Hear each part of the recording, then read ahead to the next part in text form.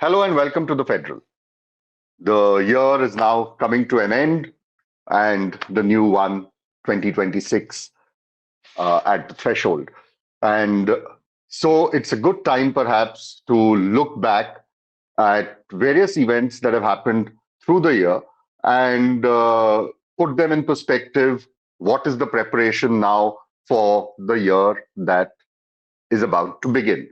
But today we'll specifically discuss the issues related to politics, the opposition in particular, and what's in store for it as it moves forward to the next year.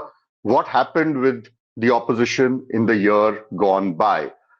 Uh, 2024, this time of the year, was still a year that was rather one with mixed feelings for the opposition, because 2024, the opposition had sort of got its act together. The Lok Sabha results were not particularly, in a sense, that the opposition fully bounced back, but it did manage to score some critical victories in the Lok Sabha elections, bring down the brute majority that the BJP had over the last 10 years, and forced Narendra Modi to sort of run a coalition government in the true sense of the word, where there was an anticipation that there would now be checks and balances on Mr. Modi, because his government was, the stability of his government was dependent on the allies, particularly Mr. Nitish Kumar of the JDU, Mr. Chandrababu Naidu of the TDP. And so even the opposition, despite not being able to dethrone Mr. Modi from power, was rather happy that, okay, at least that autocratic rule that they had been calling for the last 10 years, calling out for the last 10 years, may now come under checks and balances. And that's how, mid 2024 happened. And by the time 2024 concluded, you had the BJP bouncing back in one state election after the other.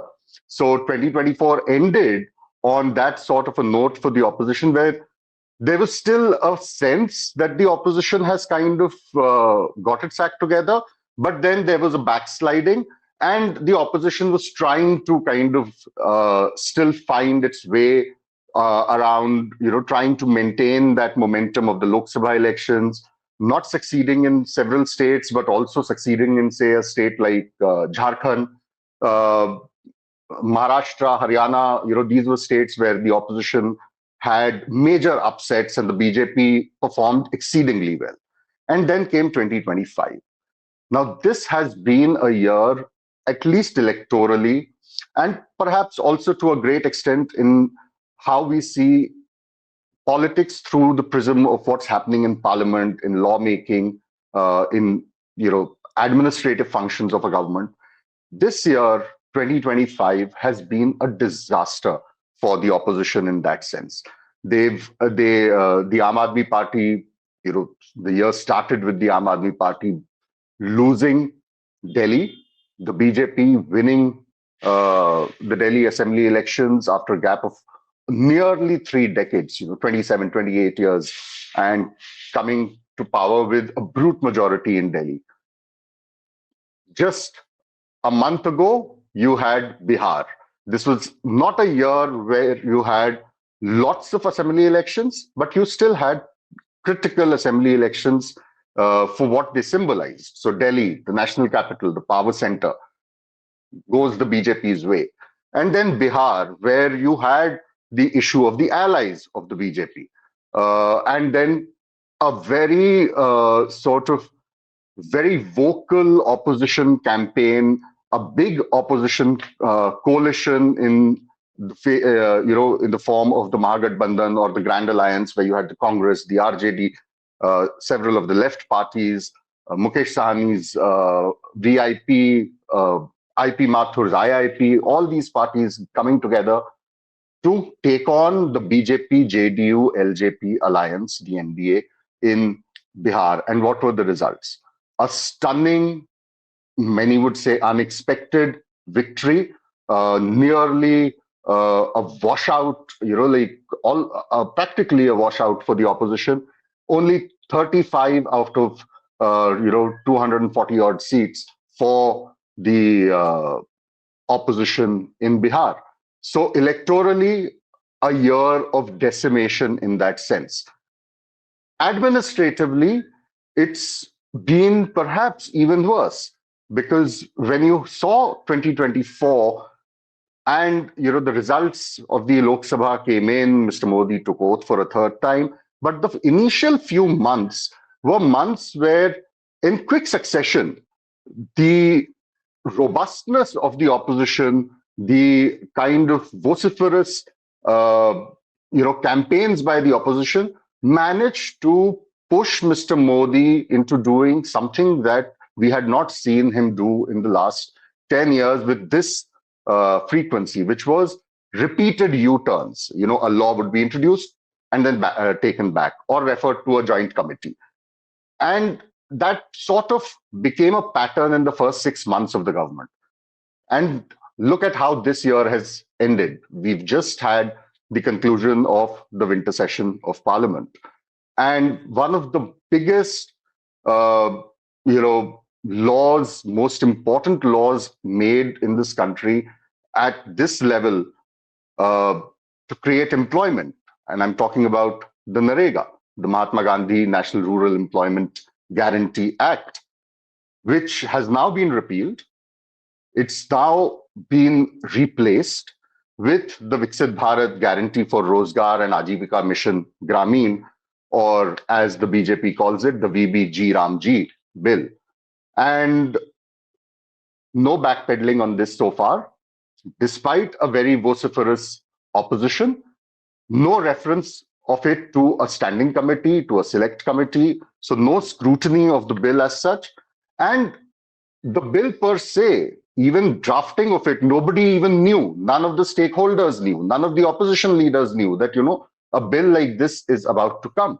In the event of doing this, it seems that the opposition has also been handed an issue to kind of come together again, to take on the BJP. Whether it is able to do that or not, the year that is now coming, 2026, is the year that will tell us whether the opposition can make this an issue. You have then administratively another issue, which the government, of course, will say has nothing to do with us. It's being done by an independent, autonomous, constitutional body, which is the SIR. And we saw that first being rolled out in Bihar. We've seen what the results in Bihar were like. I don't want to insinuate on whether the SIR had a role to play or not, but that is one additional issue that the opposition now has to grapple with. It is now being rolled out in 9 states and 3 union territories, so 12 provinces in that sense. And then subsequent to that, the remaining states and UTs will also have the SIR, and this is all being done in the run-up to a series of other events that are to take place, which is the delimitation of constituencies. The census is also to happen next year. So once the census is over, delimitation of constituencies has to happen. You then get into, of course, 2 years packed with one after the other assembly elections, making that momentum, political, electoral momentum up to the next Lok Sabha elections, which are still, as of today, they're still far off. But these are all things that build up.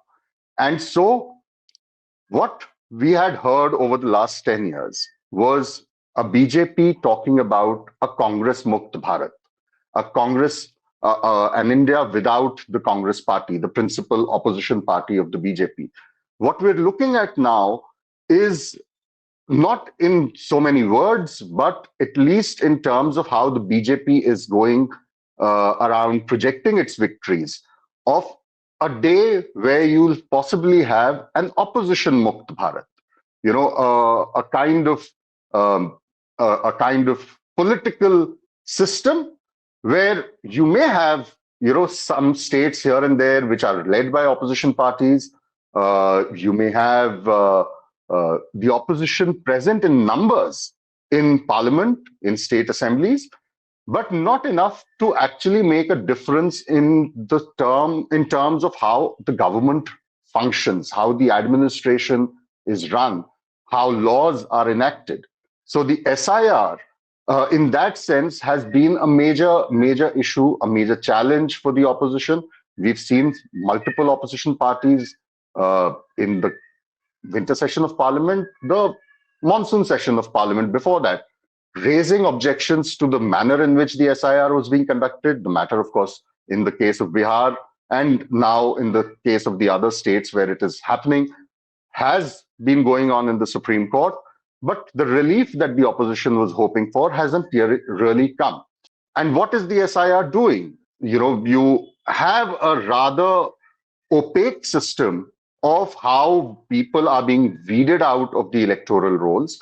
The BJP, contrary to any evidence being on records, saying that this is only being done to get rid of infiltrators and to purify the electoral rolls. In the case of Bihar, we still don't know whether there has been a single infiltrator, Ghuspetia, as the prime minister and his acolytes like to say.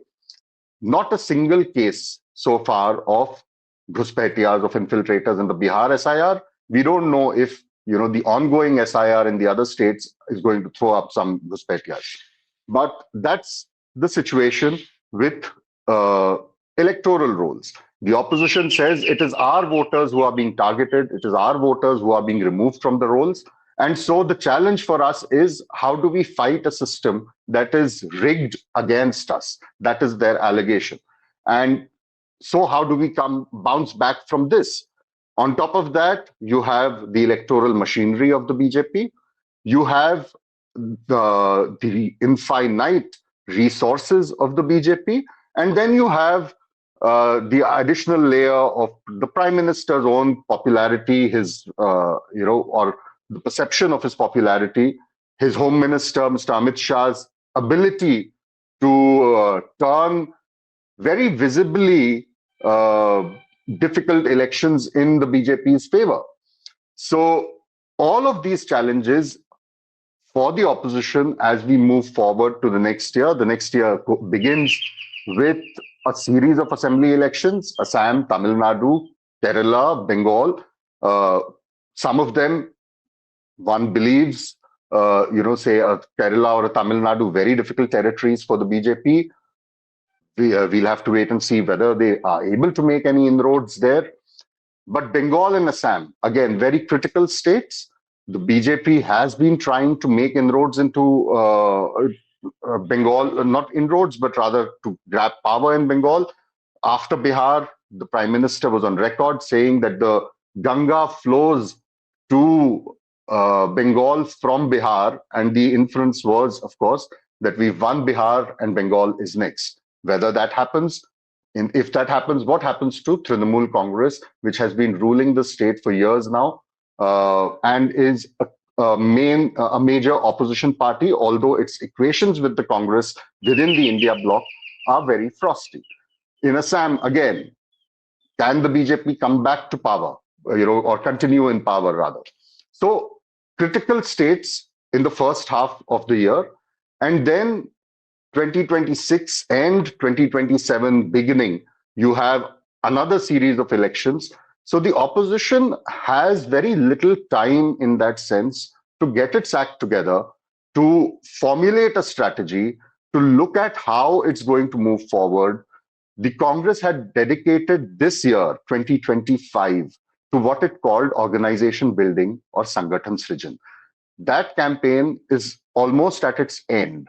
But talk to anybody in the Congress or look at assembly results, and you'll see that the organization building that the Congress talked about on the 28th of December last year, which is the foundation day. The 28th of December is the Congress's foundation day. They talked about organization building. A year on, the signs of organization building aren't really visible.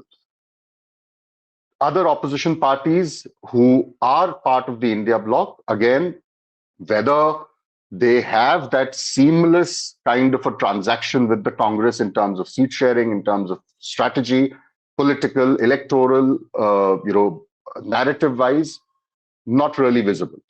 So many challenges for the opposition. This year gone by hasn't been a very good one. Whether 2026 will be any different, we'll have to wait and see. Of course, in politics, you never write off anybody, but difficult times for the opposition as they move towards the next year, the new year. Whether the new year brings them some cheer or not, we'll have to wait and see. And for the viewers of the Federal, we'll be getting you detailed analysis, stories on how the year has gone by and what to look forward to. So we'll also be running a series of year-enders. This video is part of that year-ender series.